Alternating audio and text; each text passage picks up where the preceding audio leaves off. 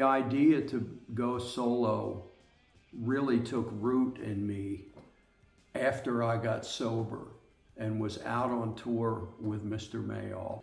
And I was having the time of my life in his band, but I realized I had a lot that I wanted to do musically that I was not able to do. And whenever I was not touring with John Mayall, I would come home and play at this bar at the beach where I would play my own songs, and I would get to play all the guitar I wanted to play. And after I got sober is really when I sort of gained the courage to think about leaving this wonderful job I had with Mr. Mayall.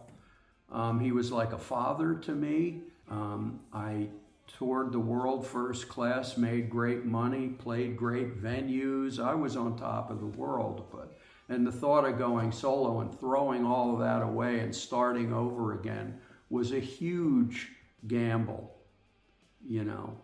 So that took a little while. I got sober in '87 and finally went solo really 2 years later. And I was playing in Gothenburg, Sweden with John in a symphony orchestra hall. And I was on stage and I was thinking to myself, God, this is a beautiful gig and this is great, but I'm turning 38. And I've always had this dream of having my own band and writing my own songs and having my own musical vision that I can present to people who are open to hearing it. And I'm 38 tonight, and the time is passing. There's a lot of people out there who have solo careers, and by the time they're 38, they're trying to recapture their glory years. I hadn't even started yet as a solo act. So I went to John's room after. I knocked on the door and I said, John, I have to speak with you. I think I'm going to have to leave the band and go solo. And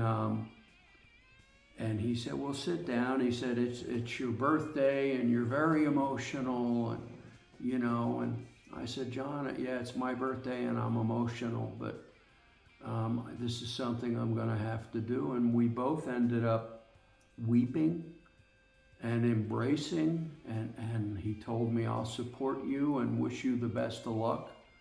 I think it's great. I think you have a lot to offer. Best of luck to you. But when you leave my band, if it doesn't work out for you and you're struggling and you're broke, don't call me up and say you want your job back, because by then I'll have somebody else. So once you leave, you're gone. Keep that in mind. And so I finished that tour and went solo.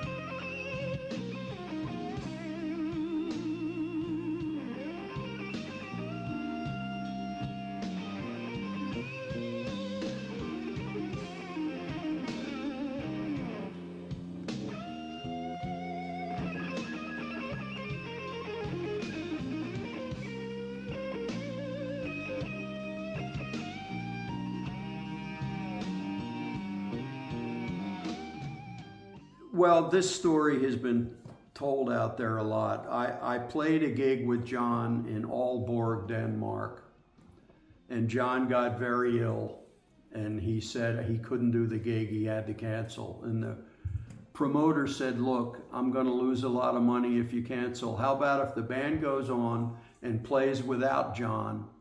And at the end of the night, I'll say to people, whoever wants their money back can get their money back, but at least they get a show.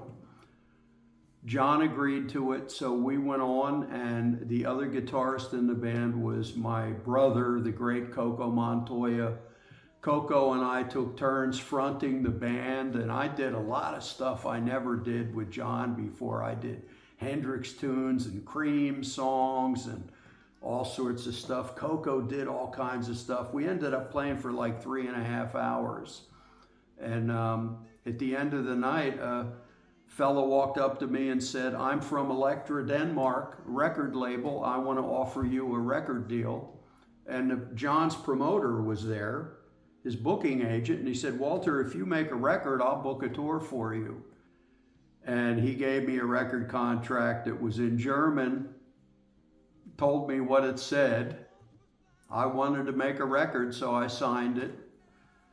And of course, some years later, I found out from a German keyboard player who played my band that the contract said nothing of this, nothing of what the guy had told me. He stole all the money from that record.